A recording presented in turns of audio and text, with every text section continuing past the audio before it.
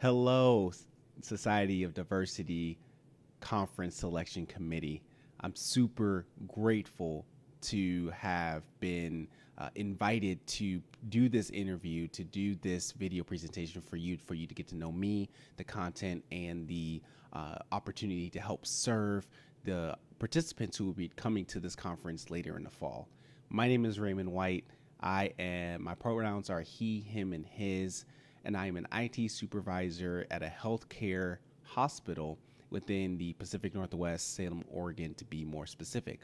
But not only that, I am actively involved in my community as a board member for nonprofits, as a content creator, as a facilitator of discussion, and just engaged in that way as my family and I are deeply rooted into helping our community thrive. Within the last 7 years, I have been active in speaking about these topics within diversity, equity, and inclusion, and more particularly equipping leaders to build inclusive communities where every identity belongs and thrives.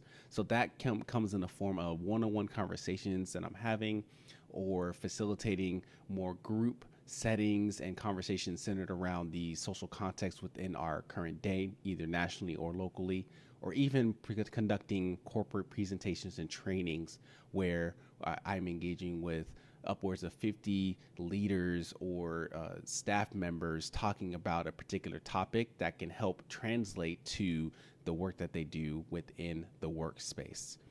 And the joys of pandemic, I'm actively on the practicing and doing my presentations and conversations just online. But when it comes to the DE&I space more particularly, I have done 5 presentations within the last year that is centered on this conversation, especially within a local context.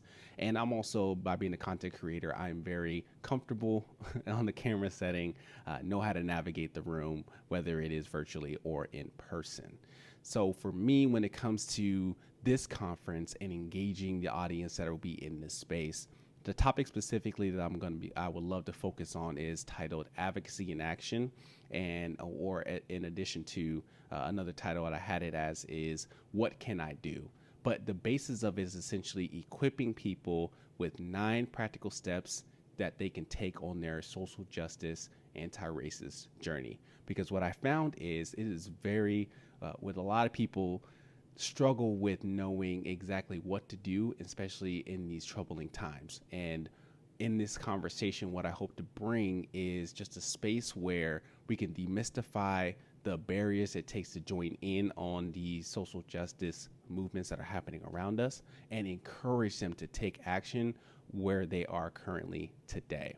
And so in this virtual space, I love to ask questions. I love to engage and have people talk to me. I talk back, whether it's verbally or through the chat, and with one another especially. So breakout sessions can happen, and depending on a lot of time, but more importantly, questions will be posed, time for them to reflect on how they respond to it, and also opportunities for them to respond to each other and to myself during the presentation. But more importantly, there will be a handout or some sort of guide that will be given at the end of the presentation to help further their reflection and action as well, because we know that if we have great facilitation and conversation in the moment, but sometimes the momentum is lost after the event is over. So what I hope to do is to provide them as much tools as I can